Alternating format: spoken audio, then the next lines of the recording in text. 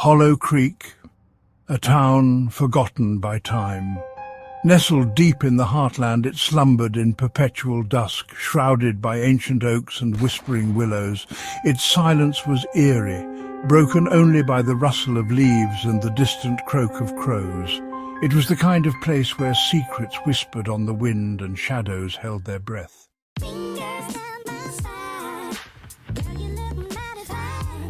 Emily craved solitude, a refuge from the cacophony of city life. Hollow Creek, with its seductive quietude, seemed like the perfect sanctuary. Her arrival was met with curious stares from the locals, their faces etched with a lifetime of secrets. Unperturbed, she moved into the old Victorian house at the edge of town, its gabled windows like watchful eyes.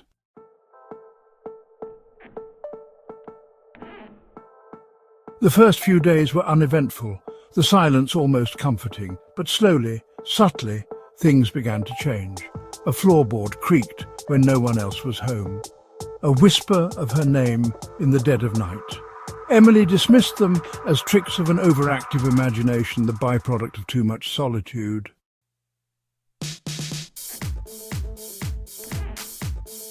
Days melted into weeks, the silence of Hollow Creek starting to feel oppressive.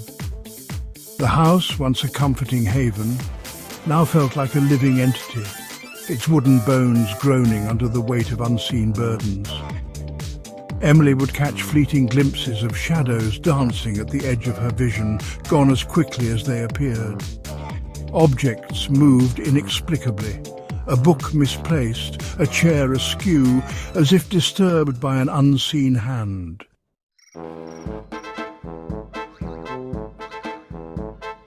One evening, while preparing dinner, Emily felt a cold breath on her neck, sending shivers down her spine. She spun around, heart pounding, but found nothing. The room was empty, yet the air hung heavy with an unseen presence. Sleep offered no escape. Her dreams were plagued by vivid nightmares, a swirling vortex of shadowy figures and disembodied whispers. She'd wake up in a cold sweat, the suffocating darkness of her room amplifying every creak and groan of the old house.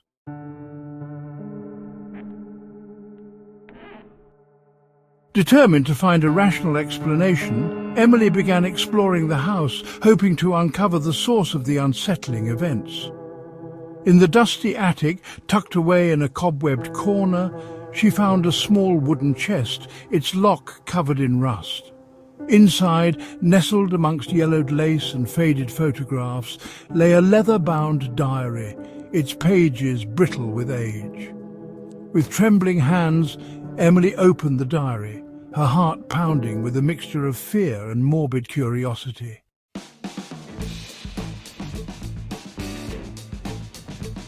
The diary belonged to Sarah, a young woman who had lived in the house a century ago. Her words, penned in elegant cursive, painted a picture of a life filled with both joy and sorrow. She wrote of her beloved brother, Thomas, and her secret love for a young man named Daniel, forbidden to be together due to their different social standings. But as Emily delved deeper into the diary, a sense of unease crept upon her, a creeping dread that seeped from the pages and wrapped itself around her like a shroud.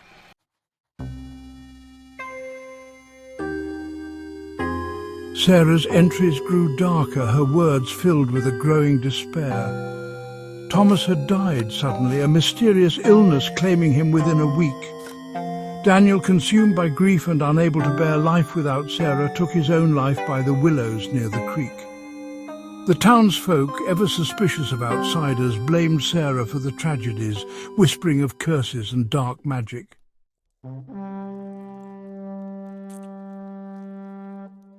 Emily felt a cold shiver despite the summer heat. The air in the attic grew heavy, making it hard to breathe. As she turned a page, a lock of hair slipped from the diary, a long, silken strand the colour of moonlight. At that moment, the full-length mirror, untouched since Emily had moved in, shattered with a deafening crack. Emily recoiled, dropping the diary as shards of glass rained down around her, each one reflecting a distorted image of herself, terrified, pale, and undeniably haunted.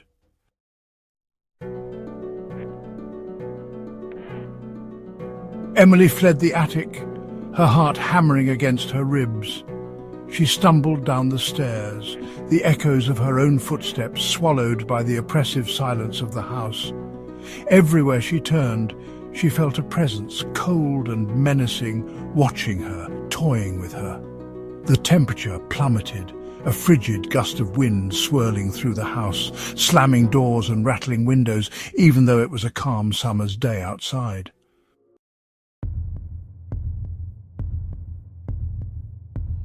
Panic choked Emily's throat. She had to get out, escape the suffocating grip of the house. But as she reached for the front door, it slammed shut with a resounding boom, the lock seemingly turning itself. She rattled the handle, but it wouldn't budge. She was trapped, imprisoned within the walls of the haunted house with an unseen entity. Fear turned her legs to lead, and she sank to the floor, her back against the cold, unforgiving wood of the door.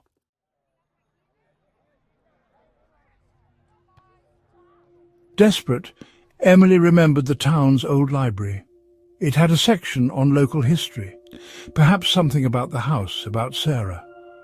She wouldn't be alone there. It offered a sliver of hope, a chance to break free from the terror that held her captive. But first, she needed to find a way to contact the spirit world, to communicate with Sarah, to understand why she was being targeted. An idea sparked in her mind. Mrs. Hawthorne, the peculiar old woman who lived at the end of the lane, was rumoured to be a medium.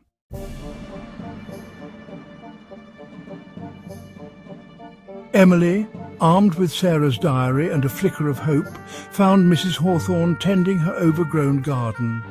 The old woman, her eyes as ancient and knowing as the oak trees lining the lane, listened intently as Emily recounted her experiences.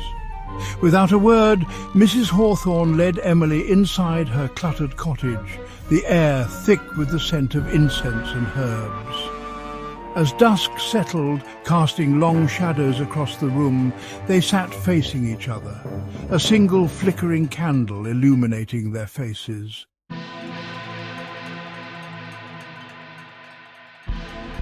Mrs. Hawthorne, her voice a low, hypnotic murmur, began the séance, her gnarled fingers tracing circles over the open diary. The air grew heavy, the temperature dropping with a suddenness that sent shivers down Emily's spine. A chill wind swept through the room, extinguishing the candle and plunging them into darkness. Then a voice, faint and ethereal, whispered through the darkness, filled with a deep, resonating sadness. It was Sarah's voice.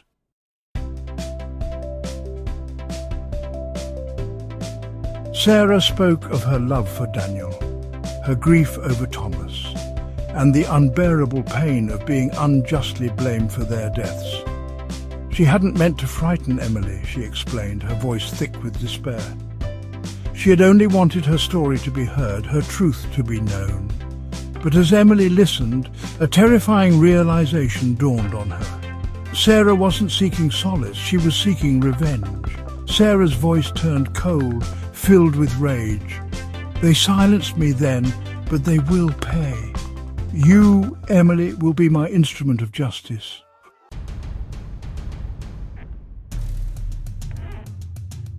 Terror, raw and consuming, surged through Emily.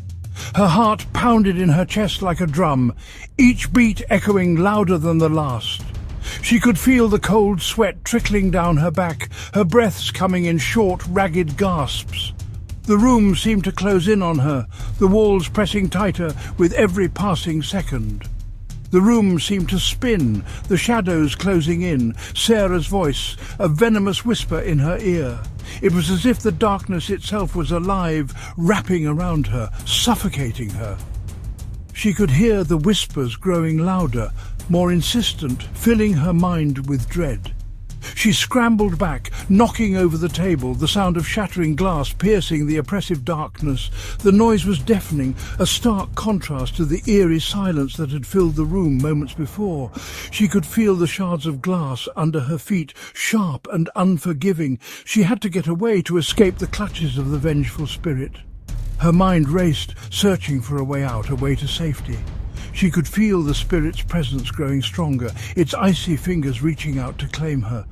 Stumbling through the darkness, she found the door, wrenching it open and fleeing into the night. The cool night air hit her like a wave, but it did little to calm her racing heart.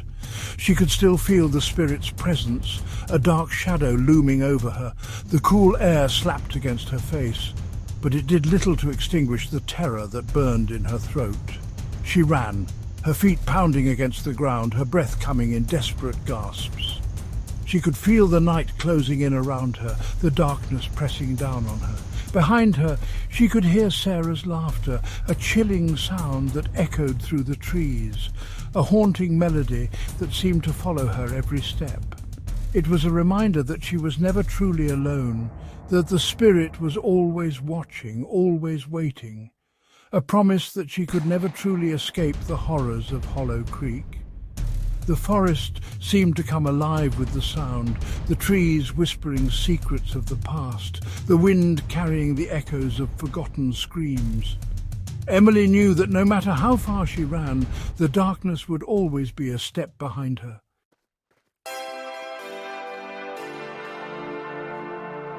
Emily never looked back. The decision to leave was not an easy one, but it was necessary. She knew that staying in Hollow Creek would only mean more pain and suffering. The memories of that place were too heavy to carry, and she needed to find a way to lighten her load. She left Hollow Creek behind, the memory of that night a haunting spectre in her rearview mirror. The eerie silence of the town, the shadows that seemed to follow her every move, and the oppressive feeling of being watched were all too much to bear. As she drove away, she felt a mix of fear and relief, knowing that she was finally free from the clutches of that sinister place.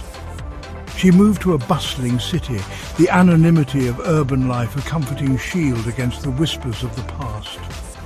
In the city, she could lose herself in the crowd, become just another face among millions. The constant noise and activity were a welcome distraction from the silence that had once been her constant companion. She found solace in the chaos, a sense of belonging in the anonymity. She tried to forget the chilling events that unfolded in that old Victorian house, the creaking floors, the cold drafts, and the feeling of being watched. Every corner of that house held a memory she wished she could erase. But no matter how hard she tried, the past had a way of creeping back into her thoughts, especially in the quiet moments. She tried to convince herself that it was all a product of her imagination, fueled by isolation and the oppressive atmosphere of the town.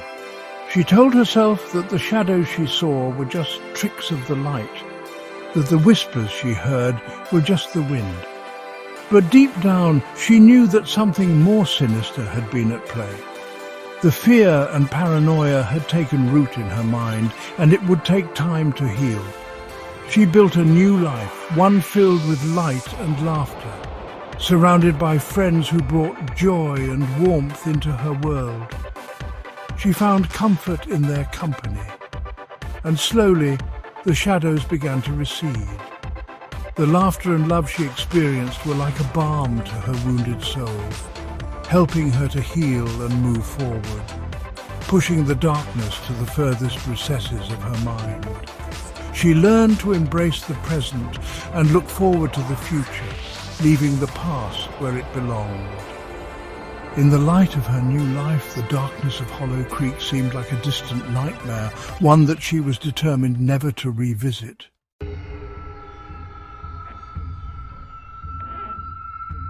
Yet, there were times late at night when the silence pressed in on her, when the city noises faded away, and she could almost hear the creak of a floorboard, the whisper of her name. She would catch glimpses of shadows moving at the edge of her vision, feel a cold breath on her neck, and for a fleeting moment she would be transported back to that terrifying night in Hollow Creek. The memories were vivid, as if etched into her very soul. The chilling wind, the rustling leaves, and the ominous silence that followed her every step. The fear, though dulled by time, never truly left her. It was a constant companion, lurking in the shadows of her mind, waiting for the quiet moments to resurface.